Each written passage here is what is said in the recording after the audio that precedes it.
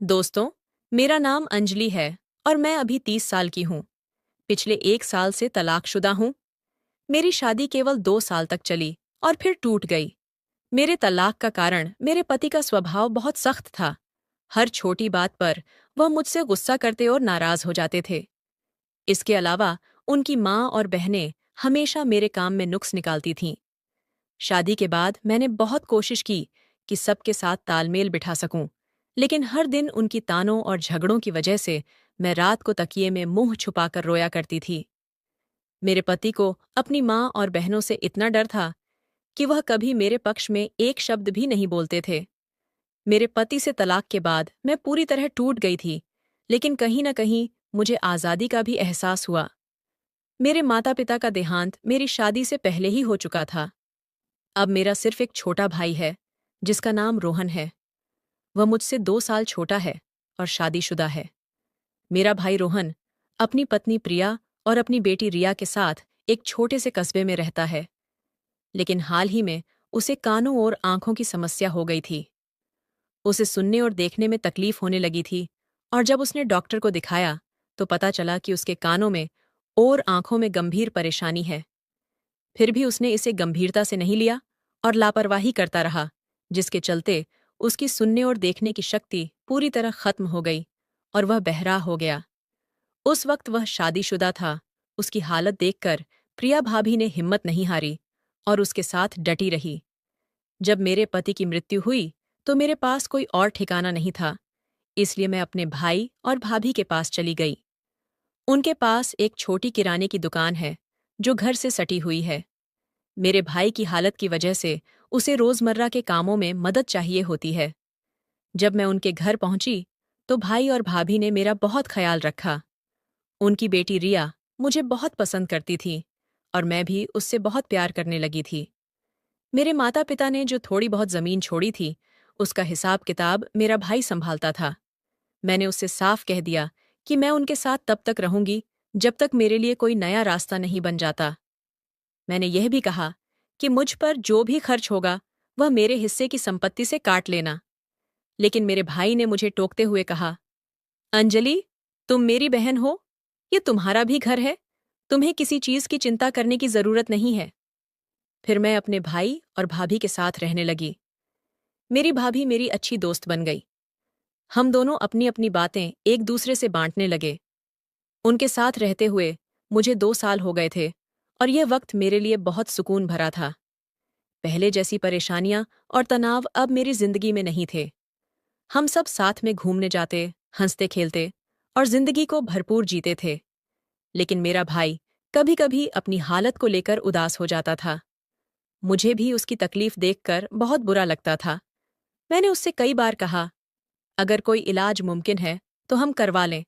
मुझे पैसे की चिंता नहीं है, बस तुम ठीक हो जाओ। लेकिन मेरा भाई ने मना कर दिया। उसने बताया कि उसने हर मुमकिन जगह इलाज के बारे में पता किया था, लेकिन डॉक्टरों ने साफ कह दिया था कि उसकी हालत में अब सुधार नहीं हो सकता। आखिरकार उसने इसे अपनी किस्मत मान लिया और आगे कुछ करने की कोशिश छोड़ दी। मेरा भाई की किराने की दुकान से अच्छी आमदनी हो जाती थी, लेकिन जब से मैं उनके साथ रहने लगी मुझे लगने लगा कि मैं उन पर बोझ बन रही हूं।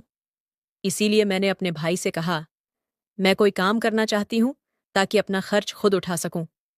भाई ने जवाब दिया, मैं तुम्हें किसी बाहर वाले के पास काम नहीं करने दूंगा। अगर तुम्हें कुछ करना ही है तो मेरी दुकान में मदद करो। वहां तुम्हें बस ग्राहकों से बात करनी होगी, सामान के दाम बताने होंगे और छोटे मोटे सौदे करने होंगे। कोई भारी काम नहीं करना पड़ेगा। मुझे उसकी बात ठीक लगी। मैंने कहा, ठीक है, लेकिन मैं इसके लिए कोई तनख्वाह नहीं लूंगी। जो भी कमाई होगी वह घर के खर्च में डाल देना। तब मेरे भाई ने मना करते हुए कहा, ऐसी बात मत करो, तुम्हें अपनी पूरी तनख्वाह मिलेगी। इसे अपने लिए रखना, अपने भविष्य के लिए बचाना। तुम अभी जवान और सुंदर हो। ऊपर वाला तुम्हारे लिए कोई अच्छा इंसान जरूर भेजेगा जो तुमसे प्यार करेगा और जिसके साथ तुम अपनी जिंदगी बिता सकोगी। उसकी बात सुनकर मैंने हामी भर दी और दुकान में काम शुरू कर दिया। दोस्तों, मैं आपसे एक बात नहीं छुपाना चाहती। भले ही मैं अपने पति से तलाक लेकर अकेलेपन से आजाद हुई थी, लेकिन कभी कभी मुझे पुरानी यादें सताती थीं। शादी के शुरुआती दिन बहुत अच्छे थे, जब हमारे बीच कोई तकरार नहीं थी। सच कहूं तो मेरा पति बुरा इंसान नहीं था, लेकिन उसकी कमजोर शख्सियत और अपने परिवार के सामने चुप रहना मुझे परेशान करता था। जब उसकी माँ और बहनें मेरे साथ बुरा बर्ताव करती थीं, तो वह कभी मेरे लिए नहीं बोलता था। एक औरत अपने पति से बस इतना ही चाहती है कि वह उसका साथ दे, उसकी इज्जत करे और सही गलत में उसका पक्ष ले। मैं भी कभी झगड़ालू नहीं थी। मैंने अपने ससुराल में सबके साथ अच्छा व्यवहार करने की कोशिश की, लेकिन फिर भी मुझे उनका प्यार नहीं मिला। उनके रिश्तेदार भी कहते थे कि वे सख्त मिजाज और तुनक मिजाज लोग हैं। इसलिए मैंने सोचा कि इससे पहले कि मैं उस माहौल में पूरी जिंदगी बिता दूं, बेहतर है कि मैं अकेले रहूं। जब भाई मेरे हालात के बारे में मुझसे बात करता था, तो मुझे अपनी किस्मत पर तरस आता था। मैं सोचती थी कि मेरी उम्र की औरतें अपने परिवार के साथ खुशहाल जिंदगी बिता रही हैं, लेकिन मेरे साथ ऐसा क्यों हुआ? फिर मैं खुद को समझाती कि जो हुआ वह मेरी तकदीर थी और मुझे इसे स्वीकार करना चाहिए। लेकिन हर औरत की तरह मेरे अंदर भी भावनाएं थीं। जब कोई औरत अपने पति से अलग हो जाती है, तो उसे प्यार, अपनापन और किसी के साथ की जरूरत महसूस होती है। मुझे भी ऐसा ही लगता था। सबसे ज्यादा तकलीफ मुझे रात को ही होती थी। मेरा भाई और मेरी भाभी का कमरा मेरे कमरे से सटा हुआ था। जब वे पति पत्नी के तौर पर एक दूसरे के करीब होते थे, तो उनकी आवाजें मेरे कमरे तक आती थीं। ये आवाजें मुझे बेचैन कर देती थीं और मैं खुद को बहुत अकेला महसूस करती थी। मैं अपना ध्यान भटकाने की कोशिश करती, कभी किताब पढ़ती, कभी कुछ और करती, ताकि अपने दिल को थोड़ा हल्का कर सकूं। फिर एक सुबह मेरी नींद तेज चीखों से टूट गई। मेरा भाई और मेरी भाभी जोर जोर से झगड़ रहे थे। उनकी आवाजें इतनी तेज थीं कि पूरा घर गूंज रहा था। मैं समझ नहीं पाई कि बात क्या है। मैंने उन्हें शांत करने की कोशिश की, लेकिन मेरा भाई गुस्से में पागलों की तरह चिल्ला रहा था और मेरी भाभी भी किसी न किसी बात पर उसे और भड़का रही थी। फिर किसी तरह जब माहौल थोड़ा ठंडा हुआ, तो मैंने अपने भाई से कहा कि आप अंदर जाओ और प्रिया भाभी को मना लो। लेकिन तभी भाभी ने गुस्से में कहा, तुम बाहर जाओ, मुझे अकेला छोड़ दो। मैंने अपने भाई को समझाया कि वह दुकान पर चले जाएं और मैं भाभी से बात करके उसे ठंडा करने की कोशिश करूंगी। तब मेरे भाई ने कहा, ठीक है, जैसी उसकी मर्जी, और भाई दुकान पर चला गया। मेरे भाई के दुकान में एक लड़का काम करता था, जिसका नाम विनय था। विनय रोज मेरे भाई को लेने के लिए घर आता था, क्योंकि हमारी दुकान घर से थोड़ी दूर थी। चूंकि भाई को सही से सुनाई और दिखाई नहीं देता था, इसीलिए विनय उसे रास्ते में मदद करता था। भाई के जाने के बाद मैं भाभी के पास गई और पूछा, क्या हुआ प्रिया भाभी, तुम इतनी परेशान क्यों हो? अगर मेरे रहने से कोई दिक्कत हो रही है, तो मुझे बता दो। मैं कहीं और किराए पर घर ले लूंगी। मैं नहीं चाहती कि मेरी वजह से तुम दोनों के बीच कोई परेशानी हो। भाभी ने तुरंत कहा, नहीं, इसमें तुम्हारी कोई गलती नहीं है। बात कुछ और है। मैंने पूछा, तो बताओ क्या हुआ? वह थोड़ी देर चुप रही, फिर धीरे से बोली, तुम समझ रही हो ना, जब मैं और तुम्हारा भाई साथ में होते हैं, तो वह बहुत ज्यादा रोमांटिक हो जाता है, जैसे कोई ऐसा इंसान जो बहुत दिनों से भूखा हो। वह बार बार वही चाहता है और मैं अब इसे बर्दाश्त नहीं कर पा रही हूं। उसकी बात सुनकर मुझे थोड़ा अजीब लगा, लेकिन मैंने उसे समझाया कि देखो भाभी, यह तो बहुत अच्छी बात है। कई औरतें चाहती हैं कि उनका पति उन्हें प्यार करे, उनकी परवाह करे। तुम्हें खुश होना चाहिए और ऊपर वाले का शुक्रिया अदा करना चाहिए, क्योंकि कई लोगों की शादीशुदा जिंदगी में यह चाहत ही खत्म हो जाती है। भाभी ने मेरी तरफ देखा और बोली, मुझे माफ कर दो अगर मेरी बातों से तुम्हें बुरा लगा हो। मैंने कहा, नहीं भाभी, ऐसा कुछ नहीं है। मैं बस यही चाहती हूं कि तुम और मेरा भाई खुश रहो। ये कोई ऐसी बात नहीं है जिस पर झगड़ा करना चाहिए। फिर मैंने उसे भरोसा दिलाया, ठीक है, तुम चिंता मत करो, मैं भाई से बात करूंगी। भले ही यह मेरे लिए थोड़ा अजीब हो, लेकिन मैं कोशिश करूंगी कि वह समझ जाए। भाभी ने गहरी सांस ली और बोली, असल में उसने मुझसे साफ कह दिया है कि अगर मैं उसकी बात नहीं मानी, तो वह दूसरी शादी कर लेगा। ये सुनकर मुझे बहुत बड़ा झटका लगा। मैंने कहा, यह तो कोई वजह नहीं है दूसरी शादी करने की। देखो भाभी, हम कोई हल निकालेंगे, तुम बस खुद को परेशान मत करो। अपनी बेटी रिया के बारे में भी सोचो। ये झगड़े उसके सामने नहीं होने चाहिए। शाम को जब मेरा भाई दुकान से लौटा तो मैंने तय किया कि उससे बात करनी होगी। मैंने हिम्मत जुटाई और कहा, भाई मुझे तुमसे थोड़ी बात करनी है। वह बोला, ठीक है, चलो अंदर बात करते हैं। मैंने उसका हाथ पकड़ा और उसे उसके कमरे में ले गई। फिर मैंने कहा, भाभी ने मुझे सब कुछ बताया। तुम ऐसा क्यों कर रहे हो? उसे दूसरी शादी की धमकी क्यों दे रहे हो? भाई ने बिना झिझक कहा, मैं धमकी नहीं दे रहा। अगर वह मेरी जरूरतें पूरी नहीं कर सकती तो मैं सच में दूसरी शादी कर लूंगा। मैं अभी जवान हूं और यह एकदम सामान्य बात है। मैंने उसे समझाने की कोशिश की। हाँ, मैं मानती हूं कि यह तुम्हारा हक है और तुम्हारी जरूरत भी। लेकिन तुम्हें यह भी सोचना चाहिए कि भाभी पूरे दिन घर के काम, रिया की पढ़ाई और उसकी देखभाल में लगी रहती है। वह थक जाती है। तुम्हें थोड़ा सब्र करना चाहिए। लेकिन मेरे भाई को मेरी बात पसंद नहीं आई। वह गुस्से में बोला, तुम्हें इस मामले में बोलने की जरूरत नहीं है। ये मेरा और प्रिया का मामला है। तुम अपने कमरे में रहो और इन बातों में मत पड़ो, वरना मुझे गुस्सा आ जाएगा। उसके इस रवैये से मुझे बहुत बुरा लगा। मैं तो बस उनकी जिंदगी सुधारने की कोशिश कर रही थी, लेकिन उसने मेरी बात को ठुकरा दिया। फिर वह गुस्से में कमरे से बाहर चला गया। 5 मिनट भी नहीं बीते थे कि फिर से उनका झगड़ा शुरू हो गया। इस बार मेरा भाई मुझसे नाराज था कि प्रिया ने मुझसे शिकायत क्यों की। भाभी भी गुस्से में आ गई और बोली, अब मैं इस घर में नहीं रहूंगी। मैं रिया को लेकर अपनी माँ के घर जा रही हूँ। मेरे भाई ने ताने मारते हुए कहा, हाँ जाओ, वैसे भी मैंने दूसरी शादी का फैसला कर लिया है। मुझे पता था कि मेरा भाई दिल से बहुत अच्छा इंसान है और वह गुस्से में बोल रहा था। लेकिन भाभी ने उसकी बात को दिल से लगा लिया। उसका मन टूट चुका था। उसने सच में अपना सामान पैक करना शुरू कर दिया। मैंने उसे बहुत रोकने की कोशिश की। भाभी कहाँ जा रही हो? ऐसे मत जाओ, थोड़ा सोचो। लेकिन मेरी कोई बात उसके दिल तक नहीं पहुंची। आखिरकार वह रिया को लेकर चली गई। भाभी के जाने के कुछ घंटों बाद मेरा भाई घर लौटा। मैंने उसे बताया, भाभी सच में चली गई। वह चौंक गया और दुखी होकर बोला, क्या? वह बिना कुछ कहे चली गई? तुमने मुझे बताया भी नहीं। अब वह इस घर में वापस नहीं आनी चाहिए। लेकिन अगले 2 दिनों में भाई के चेहरे पर उदासी छा गई। वह खोया खोया सा रहने लगा। उसकी हालत देखकर मुझे बुरा लगा। मैंने भाभी को फोन किया और कहा, भाभी वापस आ जाओ। मैंने भाई से बात की है। अब सब ठीक हो जाएगा। मैं नहीं चाहती कि तुम्हारा घर टूटे। अगर तुम आ जाओगी तो मैं कहीं और रहने का इंतजाम कर लूंगी। लेकिन भाभी ने ठंडे लहजे में कहा, मैंने पहले भी कहा था, यह मामला तुमसे जुड़ा नहीं है। मुझे वापस नहीं आना।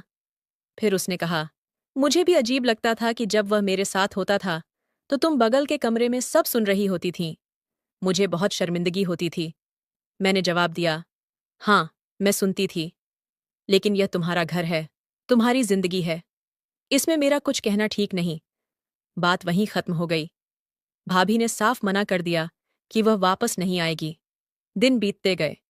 अब मैं अकेले ही घर का सारा काम संभाल रही थी। खाना बनाना, सफाई करना, सब कुछ। ऐसे ही 10 दिन गुजर गए। मैंने देखा कि भाई का स्वभाव बदल रहा था। वह चिड़चिड़ा और गुस्सैल हो गया था। उसकी हालत से लग रहा था कि वह अंदर से बहुत परेशान है। मुझे भाभी की बात याद आई जब उसने कहा था कि रोहन को इस चीज की बहुत जरूरत होती है। मुझे समझ आया कि यह दूरी उसके लिए मुश्किल हो रही है। मैंने धीरे से कहा, भाई, अगर तुम सच में भाभी के बिना नहीं रह सकते तो उसे वापस बुला लो। उसने गुस्से में जवाब दिया, नहीं, वह खुद गई थी। मैं किसी को बुलाने वाला नहीं हूं। अगर उसे आना होगा तो वह खुद आएगी। वह बाहर से सख्त दिख रहा था, लेकिन अंदर से टूटा हुआ था। मैंने इस बारे में बात करना छोड़ दिया। फिर एक दिन जब भाई दुकान पर था, मैं घर की सफाई कर रही थी। मैंने सोचा कि उसके कमरे को भी ठीक कर दूं। सफाई करते करते मैं थक गई तो सोचा थोड़ा आराम कर लूं। मैं भाई के बिस्तर पर लेट गई और मुझे नींद आ गई। कुछ घंटों बाद मेरी आंख खुली तो मैंने देखा कि मेरे भाई मेरे पास था। उसने मुझे प्रिया समझ लिया और कुछ ऐसा करने की कोशिश की जो बिल्कुल गलत था। उसकी हालत की वजह से उसे शायद भ्रम हुआ होगा कि मैं उसकी पत्नी हूं। मैं उस वक्त अपने आपे में नहीं थी। दोस्तों, जैसा कि मैंने आपको बताया कि मेरा भाई बहरा और अंधा था। वह सुन नहीं सकता था और ना ही सही से देख सकता था। इसलिए उसने सोचा कि मैं उसकी पत्नी हूं, क्योंकि हमारा कद और शरीर एक जैसा ही था। तब मुझे बिल्कुल भी ध्यान नहीं रहा, और सच कहूं, जैसा कि मैंने कहा, मैं अपने होश में नहीं थी। और मैंने देखा कि उसने मेरे साथ वैसा ही व्यवहार शुरू कर दिया। और फिर उसने मेरे साथ वैसा ही करना शुरू कर दिया जिससे भाभी परेशान होकर चली गई थी। तब मैं सच में कुछ भी बोल नहीं पा रही थी, न ही कोई जवाब दे रही थी, क्योंकि उसकी हरकतें बहुत ही असहज करने वाली थीं। और तब मैं समझ ही नहीं पा रही थी कि अब क्या करूं। लेकिन तब जिस हालत में मैं थी, मेरे एहसास और उस समय के माहौल की वजह से मैं कुछ भी नहीं कर सकी। तब यह स्थिति मेरे लिए बिल्कुल नई और बहुत मुश्किल थी। इसलिए तब मैं कुछ करने के बजाय बस उसे ही करने दिया जो वह करना चाहता था। तब वह उस दिन लगभग 2 घंटे तक मेरे साथ रहा, और इस पूरे समय में वह यही समझता रहा कि मैं उसकी पत्नी हूं। तब मैं अंदर से बिल्कुल अलग महसूस कर रही थी, जैसे मेरा मन ही बदल गया हो। हालांकि वह मेरे पति से बिल्कुल अलग था, क्योंकि उसकी पत्नी ने पहले ही बताया था कि वह ऐसा व्यवहार करता है जैसे कोई भूखा इंसान अचानक अपने सामने ढेर सारा खाना देख ले और फिर उसे पूरा हड़पने की कोशिश करे। तब मैं सच में कुछ समझ नहीं पा रही थी।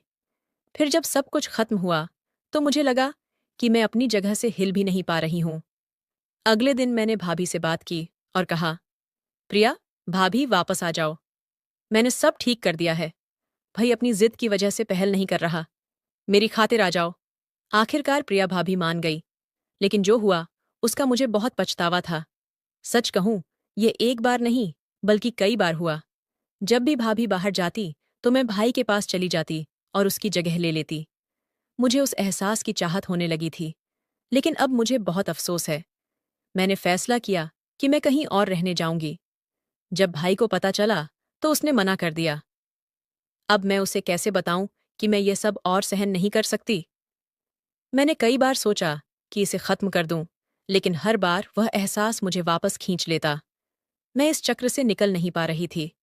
भाभी के सामने मैं सामान्य व्यवहार करती, लेकिन जब वह बाहर जाती तो मैं खुद को रोक नहीं पाती। हर बार ऐसा करने के बाद मैं खुद को कोसती, लेकिन फिर वही गलती दोहराती। मैंने सोचा कि कहीं दूर चली जाऊं, लेकिन मेरा भाई मुझे जाने नहीं देता। वह कहता, तुम मुझे छोड़कर कहीं नहीं जा सकती। यह सिलसिला इतना बढ़ गया कि मुझे खुद से डर लगने लगा। मैं जो सुकून ढूंढ रही थी, वह मेरे लिए एक जाल बन गया था। अब मैं सच में यह सब और बर्दाश्त नहीं कर सकती थी, लेकिन अकेलेपन में मैं फिर वही गलती कर बैठती ताकि मुझे वह एहसास मिल सके। तो दोस्तों, यह थी मेरी कहानी। आपको ये कैसी लगी कमेंट करके बताएं। अगर पसंद आई तो लाइक करें और अपने दोस्तों के साथ शेयर करें। ऐसी ही कहानियों के लिए हमारे चैनल को सब्सक्राइब करें और बेल आइकन दबाना न भूलें। धन्यवाद।